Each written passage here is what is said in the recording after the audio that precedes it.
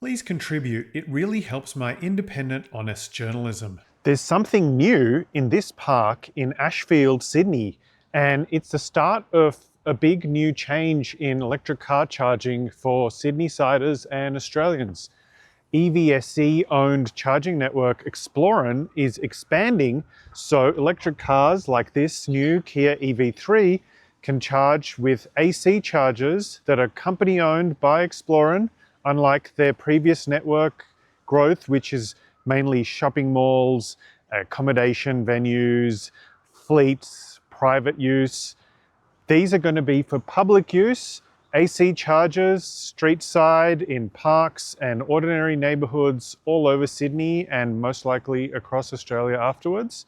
And also interestingly, EVSE and Exploren networks have also recently purchased the ENGIE fast DC charger network, which you may have used in locations which I'm showing on screen right now. So those locations are going to be part of Exploren now as well.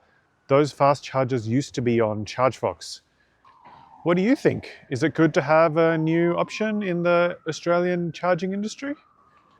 You can use these new Exploren AC EV chargers by using one of two options: an Exploren RFID tag or any other RFID tag where you enter the unique RFID code into the Exploren app, or you can use the Exploren app, which I just mentioned.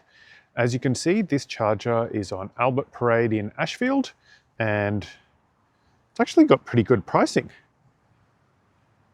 60 cents peak from 4 p.m. to 8 p.m. is a little bit expensive, sure, but that's when electricity costs the most on the wholesale market. All other times of day, the rest of the 20 hours, it's going to cost 35 cents per kilowatt hour. That's pretty good.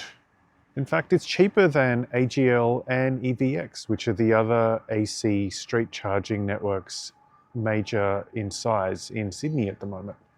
These new Exploren AC street chargers are dark grey, so they blend in well to the streetscape and this local park.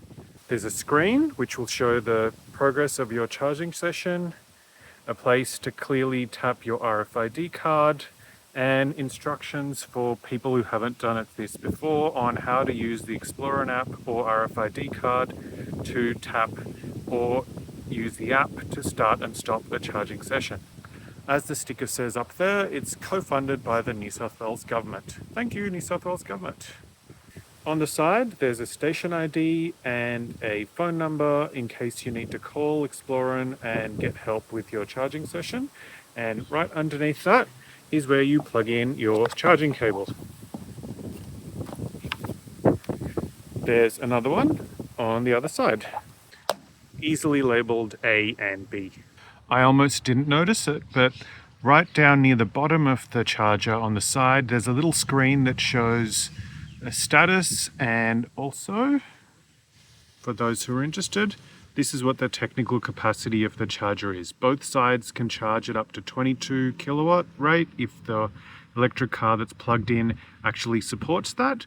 Very few do, such as the Smart #1 and #3 mid and higher range models. Have a look at my video of those to see how fast they charge. Pretty amazing, about 3 hours to full charge. Most electric cars, however, like the Kia EV3, are 11 kilowatts, and some, like the BYD Dolphin, are 7 kilowatts roughly. So there's a big difference in charging rate. This is my electric car 7-meter Type 2 charging cable to be used for street side EV charging and for charging my electric car at home.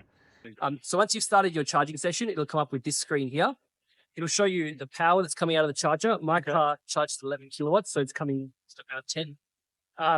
The kilowatts are actually being consumed, the duration, and the amount that you'll be charged at the end of the session as well. So it's very easy to use. And then when you're done, all you need to do is just press end charging. Thanks for liking, subscribing, and sharing my videos. It really helps me make more videos like this for you. And have a look at the suggested videos up above. I'm pretty sure you'll like those as well. Thanks, and see you later.